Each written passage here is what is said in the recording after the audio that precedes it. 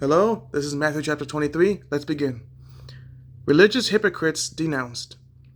Then Jesus spoke to the crowds and to his disciples. The scribes and the Pharisees are seated in the chair of Moses. Therefore, do whatever they tell you and observe it, but don't do what they do, because they don't practice what they teach. They tie up heavy loads that are hard to carry and put them on people's shoulders, but they themselves aren't willing to lift a finger to move them. They do everything to be seen by others. They enlarge their phylacteries and others and lengthen their tassels. They love the place of honor at banquets, the front seats in the synagogues, greetings in the marketplaces, and to be called rabbi by people.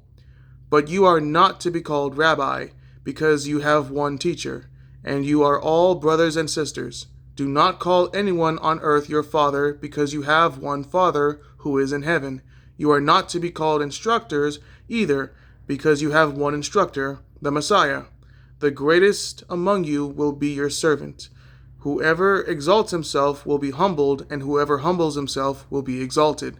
Woe to you, scribes and Pharisees, hypocrites! You shut the door of the kingdom of heaven in people's faces, for you don't go in, and you don't allow those entering to go in. Woe to you, scribes and Pharisees, hypocrites!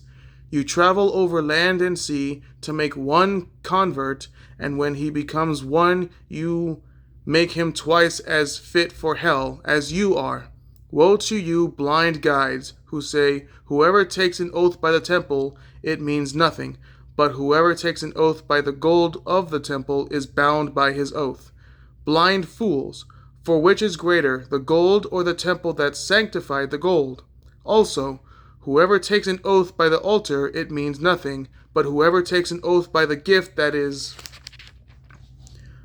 on it is bound by his oath. Blind people, for which is greater, the gift or the altar that sanctifies the gift? Therefore, the one who takes an oath by the altar takes an oath by it and by everything on it. The one who takes an oath by the temple takes an oath by it and by him who dwells in it. And the one who takes an oath by heaven takes an oath by God's throne and by him who sits on it. Woe to you, scribes and Pharisees, hypocrites! You pay a tenth of mint, dill, and cumin, and yet you have neglected the more important matters of the law, justice, mercy, and faithfulness. These things should have been done without neglecting the others. Blind guides, you strain out a gnat, but gulp down a camel. Woe to you, scribes and Pharisees, hypocrites! You clean the outside of the cup and dish, but inside they are full of greed and self-indulgence. Blind Pharisee, first clean the inside of the cup, so that the outside of it may also become clean. Woe to you, scribes and Pharisees, hypocrites! You are like whitewashed tombs, which are beautiful on the outside, but inside are full of the bones of the dead and every kind of impurity. In the same way, on the outside you seem righteous to people, but inside you are full of hypocrisy and lawlessness. Woe to you, scribes and Pharisees, hypocrites! You build the tombs of the prophets and decorate the graves of the righteous. And you say, if we had lived in the days of our ancestors, we wouldn't have taken part with them in shedding the prophets' blood. So you testify against yourselves that you are descendants of those who murdered the prophets.